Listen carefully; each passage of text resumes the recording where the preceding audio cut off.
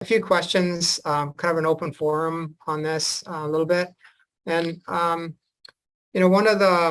one of the things that I've talked to Heather about before, and Haley, and I know Peg touched on that, is kind of getting over the hump. You have like objections and things, and there's family involved that have a vested interest in what the outcome is. Like, how do you start those conversations? Like, how do you get them going? Because there's anything to do with finance, I know, is people change, right, when it comes to money. And if you're thinking a senior parent should go into a retirement home, but it's going to eat up all of the money left in that they have, then there won't be anything left to leave behind. And so, like, how do you have these conversations with family members and with your parents? Because, like, it's not a normal conversation that any of us would have to start guiding our parents on Come from love. I Yeah. think the first thing we have to establish is decide what your intention is, and really come from love. Come from an understanding that there's self-worth, pride, egos, comfort, shame, embarrassment, discomfort. There's so many emotions that are going to be present. So if we come from love, that's the place to start. And we have to brush up our skills for being assertive communicators, how to present a case, and how to present a case that has more than one option. So it comes down to our skill of being able to create a vision. What could life look like, mom, dad, if we did aging in place? And what would that life cost? What are the pros and cons and considerations? What could life look like if we went into, as Peg did such a great job of, retirement home with some care, or if we got on a wait list for long-term care? And we have to be ready as well with the information. So whether that's getting the financial information first from Heather and the realities and options from Peg, we want to enter those conversations being able to give comfort and clarity. So if every question is an I don't know, then it's going to cause more uncertainty. So Sure. we get ready long before we have those conversations. We lean on our communication skills or learn some new ones if needed. And ultimately, it's a crucial conversation. It's high emotions, high stakes, quite likely differing views. And there's a whole skill set we need to succeed in a crucial conversation. And we have to check our own expectations that it might not go the way we, the presenter of the idea, is hoping for. And there's lots of good tools for like decision-making quadrants and grids and binary. There's endless options on how to make the decision, but it comes from, starting from presenting the idea. Right. That's awesome. How about you, Heather? I know we've chatted about this in the past. What's your thoughts on that? How to have conversations with family members that are hard conversations to have? I think the challenge is the traditional, demographics and what was disclosed and what wasn't. So, I think anyone who's probably in their 70s, which is a mid to late boomer, didn't talk about finances. You didn't talk about finances. And the fear is, when you start having that conversation, what I've heard from, my clients is, oh, well, my, child wants to take over, and they just want to do the cheapest option because they want my money. So it's a lot of, again, what Haley said is, having the conversation. And, what I do is try to have that generational conversation, because you can't talk to the parent in isolation and then not involve, the child. I mean, when I say child, I'm saying, Gen X, like 45, 50 years old, sure. Because, there has to be that understanding that you're doing you're trying to do what's best for the, the parent and the situation without parenting the parent. And then you had all of the complexities of cognitive challenges. So if there's any form of dementia, then, dementia sometimes with money brings that, concern of, someone's trying to steal my money. There's, so So it's a challenge. You just really, again, exactly what Haley said, you have to go in with, love and understanding. And that's sometimes a bit of a conflict, with me, because I think people come in and they want to talk about the money, but you really have to get the emotions out of the way first, because, understand that you're all working on the same, same page and for the same end goal. And if we could be proactive and preventative, I'm 43 and my husband and I have probably the most expensive will possible because we wanted to come up with, while we're young and healthy, what is our vision, and to do a financial plan now that would take that burden off of our kids in the future and plan for their special needs and their long-term care. So I think your question is so good, Scott. How do we handle it when we're in the storm? Yeah. But the best option is for those of us that aren't yet in the storm to put your living will together, your powers of attorney, your wishes, to learn now about what it might cost down the road to retire the way you want to, and have those tough conversations, because sometimes the financing options, they're just not there if we haven't planned for it. Sure. Peg, do you have anything further? Anyone weigh in on that at all? Yeah, just to piggyback, I think just, obviously uncovering maybe what their actual fears are. I mean, maybe there is something other than finances. Maybe there is something holding them back. Maybe something they've heard, maybe a friend that, had an experience with going somewhere and they had a bad experience. I get those often where they hear stories. So I think just uncovering what other fears they may have about making a decision. It could be something as simple as, I said, overwhelmed with your home and what's going to happen with the stuff and who's going to do it. I mean, and that's a lot. That's a big stress, especially if they've been in that same home, and the fear of change. And so I think it's just really, truly uncovering what else is holding them back from moving forward with any decision, really. But yeah, to Haley's point, it's often where the children do not know what the wishes are of their parents, and getting that in writing or making a plan, because it can get very difficult if there's nothing in place. And just one thing on, sorry, Scott. I know in my own situation, at one point, my mom and my dad were responsible for themselves, everything. And slowly that changed, and it ended up changing because I think my dad and my mom made a decision that they were going to relinquish their own decisions to my brother and sister, who are power of attorney, and kind of assigned to them to say, listen, I think it's better now if you take care of our things for us. And they willingly did it. But it just seemed to be kind of happened, like I'm sure that my brother and sister who were involved kind of, channeled and navigated to get to that point. But it did kind of naturally evolve where they made that decision. And I guess that's the ideal situation, and where they just know they're ready to let somebody else that they trust take care of it. And in our family, there was, my brother and sister are quite capable of making those decisions. They've got all the skill sets to do that. There could be other situations where they're not, they don't have adult children who are necessarily able to help them that way. Yeah, absolutely. And I think if we consider the feelings of the individuals that we're presenting ideas to, adults are children that are taller in most cases. And if you've ever been around little kids, they like to have agency or choice. It's, do you want to wear this jacket or this jacket? Are we going to this playground or this trail? And so we can, as the caring adult, create an illusion of choice within limits that we've deemed to be safe, appropriate, affordable, and possible. But it's a sign of respect to create at least the illusion of choice and agency, because to lose agency is a huge trigger for depression. It is a very traumatic reality for an adult to be told by their children, this is how it's going to go. And so when we come from love, we can say, Mom, what would you like better? This place, which has this option, or this place that has this? I was thinking a PSW or a respite worker to help with your meals. Which one are you more comfortable with?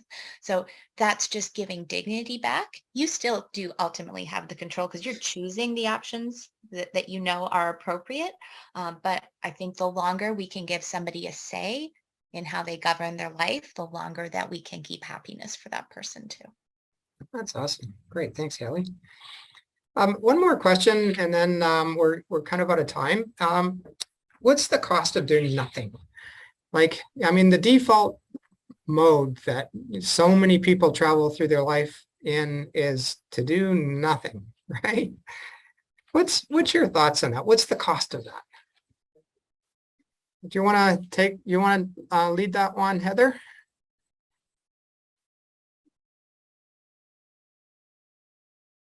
We can't hear you, Heather. I'm not sure. I think I'm going to turn off your mute. You're muted. Did you unmute? There, Yeah, okay. sure. That's good. Yeah, and I think that, it was interesting because I was just going to sort of add on to what Haley said, but the cost of doing nothing is that you won't have a choice because in some instances. So for example, if you haven't gotten your estate and your wishes, set out before some sort of cognitive issue happens, you actually don't have a choice because you can't change your will. You can't make changes once you have cognitive issues. So whatever is written before you have that stands, whether you like it or not. So, sometimes you have to be creative and, your kids have to get involved to make changes that are going to work for you and that, come in and make, decisions that you may or may not like. So, really the cost of doing nothing is that you don't have a choice. So if you didn't save, enough, if you didn't set up some sort of, maybe long-term care, solution, if you don't have it written down what you want, then once it comes time that you actually need it, or say, for example, you had a fall or you had some sort of injury, you don't have a choice. So I think it goes back to, it opens up your options, it opens up the solutions, and it opens up the choices you have if you are doing something. And those are all limited if you do nothing. And your happiness too. Like, you can make choices, to improve your happiness, and making those choices and making decisions on things can actually lead to a better life in a lot of ways. Yeah, and I think sometimes, again, you go back to that, Google search. I mean, there's so many choices and so many options. I know for me, I'm a researcher. So I like to say, okay, is this the best choice? And keep looking for the next, option without sometimes making a decision because there's too many choices. So, it's working with a professional so that, you basically understand what all the options are, because Google may show you 6 solutions, but there actually may be that 7th one that you don't know about. Sure. That really is going to give you that benefit. Yeah, it's like the do it yourself attitude of going on YouTube and figuring it out doesn't always work. Yeah. How about you, Peg? Any comments about the cost of not doing anything? Heather, I think kind of touched on all the points. I think, it's definitely financially will cost you more, but I think emotionally, mentally, it's going to be even worse, and it's going to cause stress for everybody involved. I mean, from the person themselves to the child to the healthcare worker, because we're trying to then figure out and make a decision what's going to be the best fit. And though it could be temporary, it may not be the best one, but it's the only option we have. So, and it happens often. I mean, where it's regards to availability. So that's sometimes the struggle where they have to choose their less desirable choice just because Sure. they need that proper care. So, or they need to settle for something that they really didn't truly want. So, and so it's definitely financial, it's emotional, it's stressful if there is no plan, if nothing has ever happened. Sure. Yeah, and I think both of you have said such valuable things. A couple words come to mind to answer that question, Scott. It's shock, it's trauma, it's a rush. Rushes lead to errors. It's expensive. And out of desperation, we might end up with a solution that is not a good match for the meeting of our loved one's needs. And the things that get in the way of why someone doing nothing is also a choice. It's not a non-choice. It is a choice to not do something and to stay in avoidance, procrastination, denial, ego, or any of those things. But the less we do about it now, the more that it hurts later. A mentor of mine once said, we can either pay the price of discipline now, or we can pay the price of failure later. And they are really tough decisions, and they are really tough conversations. But to Heather's point, wouldn't we all rather have them when we have all of our faculties to make our Sure. own wishes known? You bet. For a child, the burden of trying to guess what you think your parent or unwell child would have wanted if they could have expressed it. These are decisions we sit in, we waffle. They cause a trauma for the decision maker to wonder, did you do the right thing? Did you get it okay? Did you represent their wishes, their personality, their values? And so it is not a self-protective act to make no decision. It is quite a self-harmful act for later on, and it's definitely a harmful choice to those that are going to have to provide care. And you know, I remember being 20 years old, going to my parents and saying, my brothers and I would like to prepay your funeral wishes, your long-term care, and all the things you might need later on because we're young, it's affordable, and you can tell us what you want. And my dad was so offended and unwilling to participate in any of those conversations. And now that they're of an age where we need to take care of them, it is not affordable, but we have to. It is more than 100 times more what it would have been had we done this 23 years ago. He's uncomfortable to talk about his wishes, so we won't know what they are when the time comes, and we'll shoulder that trauma after the fact. So there's a high cost to doing nothing. And I think our better question is, when someone's stuck in indecision, what can we do to support them to feel empowered to make a good decision, and to not let no decision be a reality in our families when at all possible. Yeah, you know, from what I see a lot with, you know, with my clients in my own family, I think, you know, fear plays into a lot of it. You know, they're afraid of something, and you know what fear is false evidence appearing real. So, you know, there's always kind of a lens that gets put on things that, that, you know, they're not getting all the facts, or they're just stuck because they're afraid. And so certainly having family that can come in and help out, and that's not only just for aging parents, but it's for adult children as well, who are living with us, or that you know, need some direction on, you know, options that they have, and you know what things that they could do to improve their lives. That if they started on a certain path, it might not happen overnight, but you know, like one foot in front of another, like before you know it, you know, you've run a mile, and then you run 5 miles, and you run 10 miles. So all these Do you things. hear the burden conversation, you know, for everybody here? I know that many loving parents, part of their block to having these conversations is they don't want to be a burden on the next generation. And with that short sight, they don't realize that down the road, they will in fact be one if the planning conversations haven't happened. Right. But I think a lot of parents feel uncomfortable with burdening their children. And that's part of why they avoid those conversations. Okay. Do you hear that come up, Heather and Peg, in your work? I do, and that's actually interesting that's a personal reality. So my parents moved, I'm from New Brunswick originally. My parents moved to Ontario to be closer to the kids, and then as they found that their health was declining, they actually moved back to New Brunswick. They said, well, we didn't want to be a burden on you. Oh. I'm like, but how is that not going to be a burden? I'm going to have to spend money to go travel there. It's going to be more of a burden. You know, I'm not going to just ignore you. So it's more of a challenge, I think. And, you know, one thing that I, you know, hear from everyone is, you know, Scott and Haley and Peg, that, you know, and myself, I mean, I'm in this industry and doing what I'm doing because there was a catalyst in my life that said, you know what, there's got to be a better way. There's got to be some options. And I've done all the research.